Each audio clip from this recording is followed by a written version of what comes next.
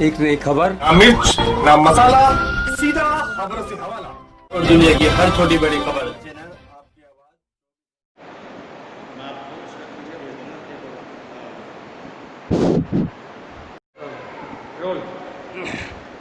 Lockdown के चलते आज सभी धार्मिक स्थल खोले जा रहे हैं। इसी के चलते है मदीना मस्जिद के इमाम साहब मौलाना अखलाक साहब से बातचीत, जिन्होंने मस्जिद सैनिटाइज़ कराई है। आइए उनसे करते हैं बात। ये लॉकडाउन चलते आप मस्जिद में ये क्या हो रहा था? देखिए, आज 7 तारीख़ है। बिस्मिल्लाहिर्रहमानिर्रहीम।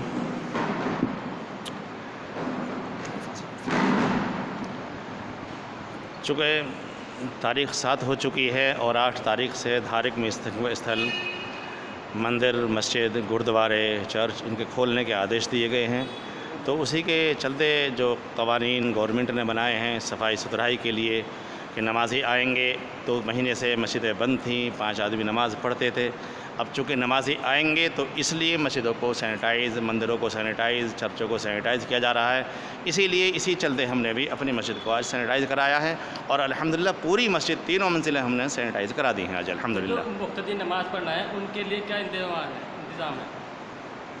मुक़्तदी जो नमाज़ पढ़ने आएंगे, जो अब तक नहीं आ रहे थे वो आएंगे।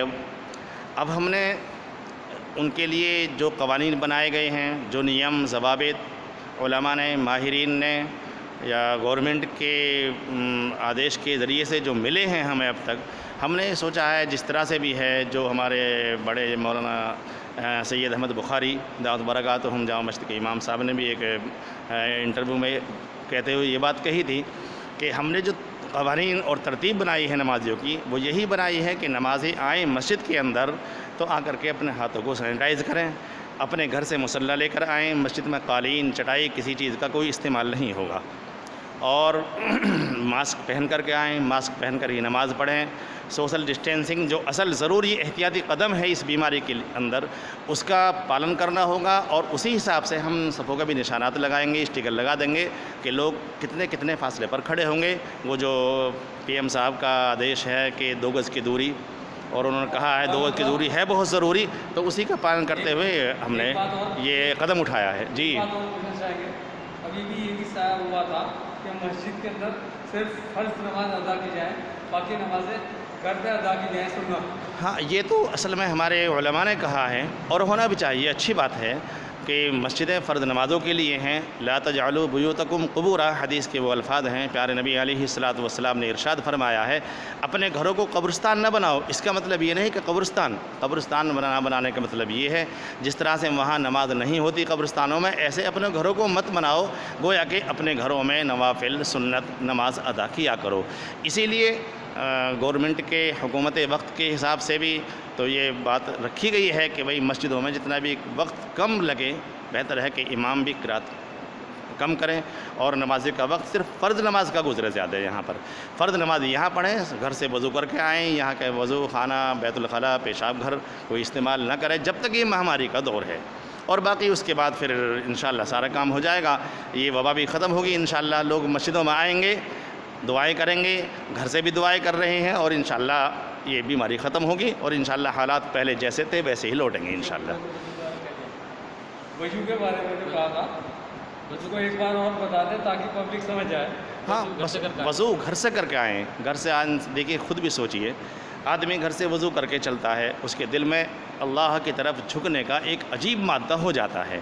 घर से वज़ू करेगा, घर से सुन्नतें पढ़ करके आएगा तो उसका रुख मस्जिद की जानिब होगा, तो उसका दिल सिर्फ़ मस्जिद की तरफ अटका हुआ होगा, जो एक अजर अज़ीम का वो मुस्तहिक़ बनेगा इंसान। तो इसलिए बेहतर है, बहुत अच्छा है ये कदम भी कि घर से वज़ू करके आएँ, घर से ही सुन्नतें पढ़ करके आएँ, आकर के सीधे नमाज में लगें। फ़र्ज़ नमाज होगी, उसके बाद लोग घरों को जाएँ, वहाँ सुन्नतें अदा कर लें। इस तरह से इंशाअल्लाह हमने तरतीब बनाई है।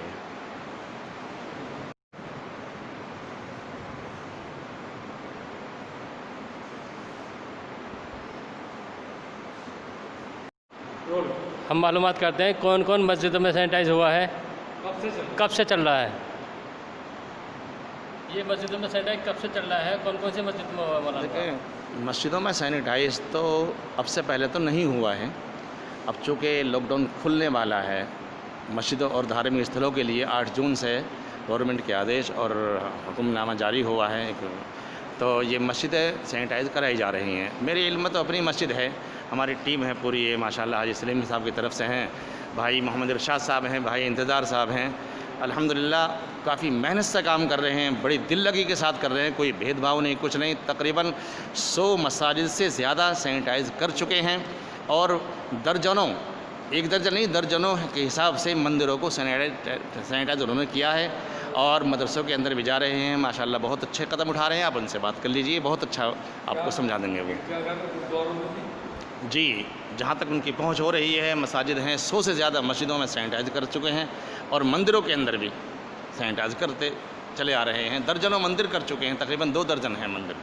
इनसे बात कर लीजिए। STN में देना था, STN में लो, STN में यहाँ पर आप जो सैनिटाइज मंदिर मस्जिद गुरुद्वारा कर रहे हैं, कितनी जगह पर आपने सैनिटाइज किया है? हम करीब 110 मस्जिदों में सैनिटाइज कर चुके हैं। क्या नाम और है आपका? इरशाद सैफ़ी। जी। और करीब 22-23 मंदिर कर चुके हैं। कब से कर रहे हैं लगभग? ये अभी तो हम 2 दिन से कर रहे हैं, कल और आज। और उससे पहले हम लोग काफ़ी कर चुके हैं, पहले भी हम ये आपकी नूर मस्जिद वाली गली मदरसा है, इसमें भी, और बाकी मस्जिदों में काफ़ी हम कर चुके हैं पहले भी। ये किसकी तरफ से हो? ये RW फेडरेशन की तरफ से है जी।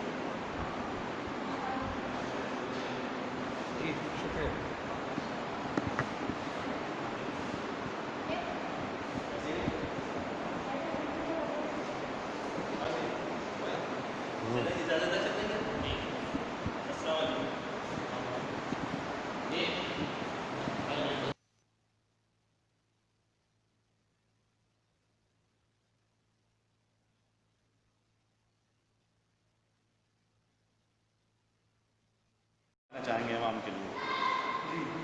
और ये इमाम साहब लॉकडाउन चलते आप जनता को क्या पैगाम देना चाहेंगे? देखिए, मेरी तरफ से यही पैगाम है कि इस मर्ज़ की कोई मुहक़्क़क़ दवाई तो है नहीं, एहतियाती तदाबीर इख्तियार करें, अपने आप बदन को, अपने हाथों को साफ़ सुथरा रखें, हमेशा बावज़ू रहें, इंशाअल्लाह वह महामारी ख़त्म हो जाएगी।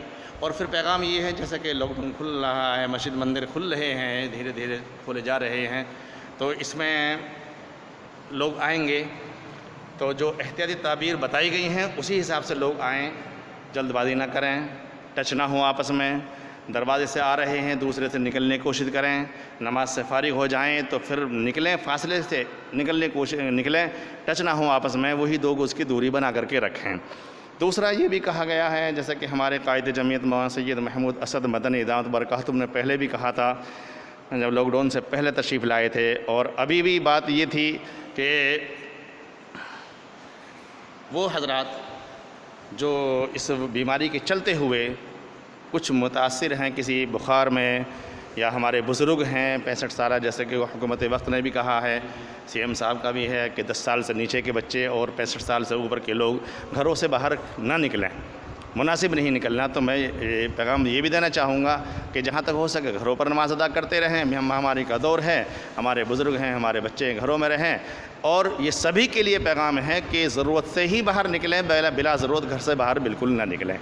ये भी एक पैगाम है कि ज़रूरत से ही बाहर निकलें, नमाज की ज़रूरत हो, खाने पीने की ज़रूरत हो, कहीं जाना है तो वो ज़रूरत हो, बाकी अपनी ज़रूरत मुकम्मल हो तो घर वापस आ जाएं, बाकी बिला ज़रूरत बाहर घूमते बिल्कुल ना फिरें। ये पैगाम है।